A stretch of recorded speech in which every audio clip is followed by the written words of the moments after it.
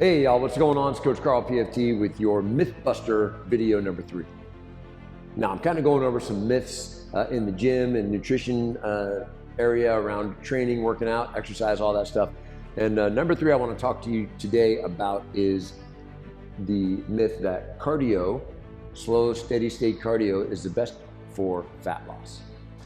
Now, first off, if you're doing something, bravo, congratulations. If all you will ever do is run, keep running. All right? If that's all you'll ever do and you'll never lift a dumbbell in your life, keep running. Okay? Now, with that being said, if fat loss is truly your number one goal, running is not how you do that. You may do that in addition, but that's not how you're going to lose all the fat. Okay, so that out of the way, I want you to think about 2 different people. One is a long distance runner compared to a sprinter. Look at the Olympics, okay? The Olympics just happened. I'm sure you guys saw the difference in body shapes, right? Now, if you look at most marathons, besides the top 5% that are really running for speed and trying to set personal records and all that stuff, most of the people that you see running marathons in those big marathon events around town in the big cities, they're overweight. It's just the truth, okay? Now, why is that? Why does that happen? Well, I'll tell you, your body is a machine and it is built to adapt to the stresses and strains that you place upon it. So if all you're doing is that slow, steady state cardio, or you're doing a lot of it, you don't need to do more than 30 minutes of it. You don't really need to be able to run more than a mile, okay? You should walk. That's a whole nother story.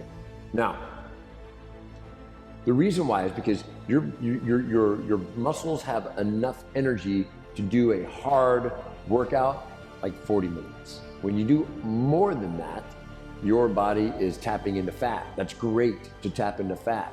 However, when you run these long distances or you cycle or you go on the treadmill at the really high incline and you're walking, good for your calves. However, what happens is your body knows that it needs the energy, so the idea of your body is to store energy for emergencies. So what's going to happen is you're going to store more fat because your body says, this person is making me run for an hour and a half, 3 days a week, so I'm going to store more fat. Number 1. Number 2, because you're not really going into the sprint mode, right? Sprinters, big muscles. The sprint mode, your muscles get longer and leaner and you may look skinny, but you're gonna be weak. Because your muscles are getting longer and skinnier and thinner, you're not needing as many calories. So all those extra calories that you're eating are going to fat. Third, when you run or when you get done doing a long, slow, steady state cardio, and I'm not talking about doing sprints, I'm talking about trudging, zone 3-4 in your heart rate, okay? When you do that, your mind says, I just ran for 7 miles. I just ran 10 miles. I can eat whatever I want, okay? Your body, 2 things. Physiologically, it's saying, feed me. Mentally, you're saying, I've earned it. Okay?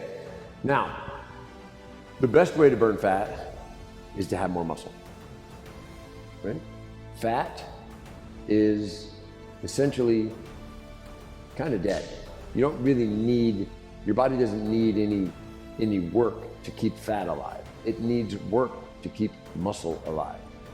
So, unless you're running for some kind of emotional, spiritual, it's the only thing I can do to keep me from driving into a wall. You need it for some kind of a stress relief, spiritual relief, go for it. If your goal is to burn fat and actually essentially improve your longevity, live better for the remaining years that you have left that God has deemed us to have, you don't need to run. You need to do strength training. I think that's it. If you guys have any questions or you have any myths or any anything that you want some help with, or maybe you just think I'm full of it, you want to call me out on it, feel free. I'd love to have a talk with you. All right? That's it. Stop running, start lifting. Be awesome.